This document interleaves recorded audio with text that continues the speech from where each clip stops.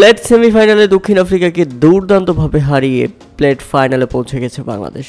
হ্যাঁ দর্শক, গতকাল অস্ট্রেলিয়ার বিপক্ষে হেরে মেন ফাইনাল থেকে ছিটকে পড়ে যায় বাংলাদেশ। তবে প্লেট ফাইনালে বাংলাদেশ পৌঁছে গেছে দক্ষিণ আফ্রিকাকে 25 রানের ব্যবধানে হারিয়ে।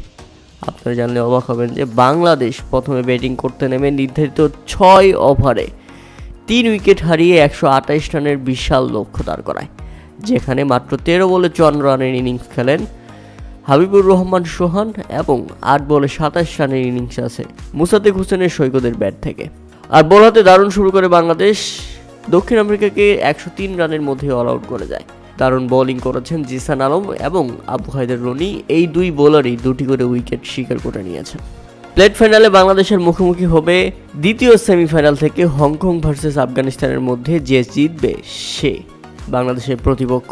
এই দুই দলের এক দল হবে প্লেট ফাইনালের মুখোমুখি। প্রিয় দর্শক, আশা করছি প্লেট ফাইনাল বাংলাদেশ জিতে নিবে এবং একটা সম্মানজনক ট্রফি নিয়ে বাংলাদেশে ফিরবে।